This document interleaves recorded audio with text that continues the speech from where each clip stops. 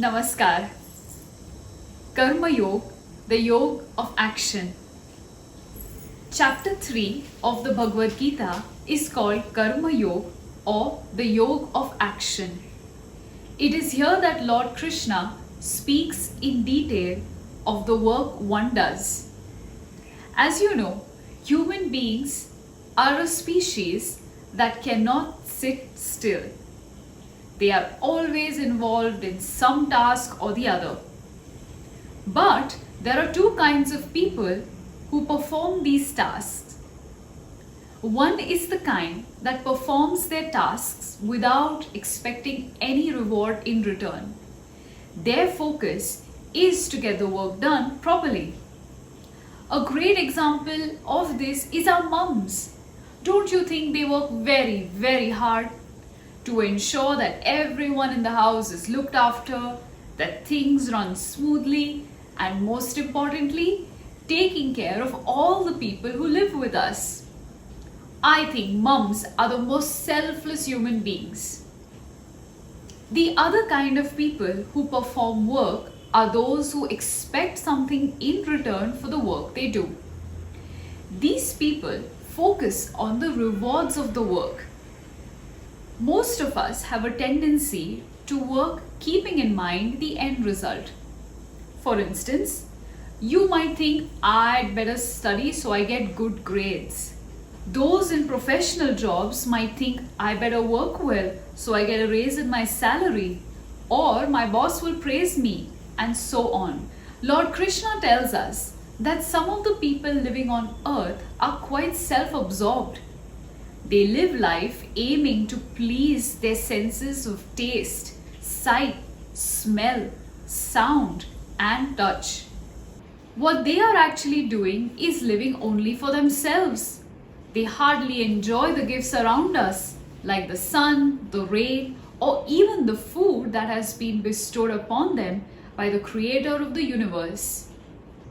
Now, people had nothing to do with these gifts because they didn't make them. So shouldn't they be showcasing some responsibilities to enjoy these provisions and in turn fulfill their obligations? In the second chapter, we learned about enlightened souls. These are the souls who perform their prescribed duties without expectations. Now, these enlightened souls will never abandon their social duties.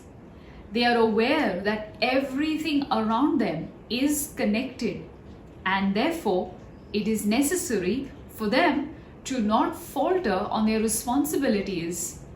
What's also special about these enlightened souls is that they have no motive behind performing these duties. They are pleased to be able to give their best to the creator of the universe. In the midst of their conversation, Arjun asks a very important question. Why do people commit sin? It's something most of us have wondered about. Lord Krishna tells him that this sin they commit is driven by desire. Desire is like an enemy that overpowers their thinking, clouds their judgment. When there is fire, there is smoke. This smoke actually hides the fire and makes it impossible to find the fire to douse it. That's exactly true about sin and desire. This desire makes us forget our senses and we make terrible mistakes. But don't you worry, Lord Krishna says it is possible to counter such desires. It's quite simple.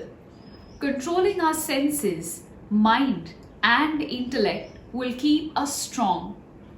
We can counter the enemy called sin with such strength, and this strength is within us. What is Lord Krishna trying to tell Arjun?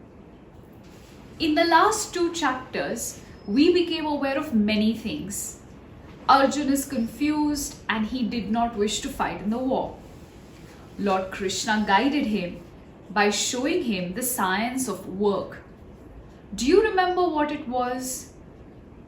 It means doing your duty just as it is and not expecting anything in return. Lord Krishna suggested using one's power of the intellect when doing work. This helps us to detach ourselves from desires. In turn, we would be able to perform better. Listening to these words of wisdom, Arjun is now wondering that if knowledge is superior, why is it necessary to partake in the war? What's Lord Krishna really trying to tell him? Which is truly better, knowledge or action? We've often heard that there are all kinds of people on the face of the earth, or that everyone has a different outlook to life, or that no two persons are the same, haven't we? Does this mean that we all have to exercise the same path to enlightenment? But we're different, aren't we? In order to deal with this, Lord Krishna tells Arjun of the two ways to enlightenment and the Buddhi Yoga. The Sankhya Yoga, the path where you use your mind, your intellect to find peace and analyze yourself. The Buddhi Yoga is when you work and dedicate this work to a higher sphere like the creator of the universe. Either way, you will achieve immense knowledge and you can well be on the path of enlightenment. So either action or contemplation, Lord Krishna says the choice is yours.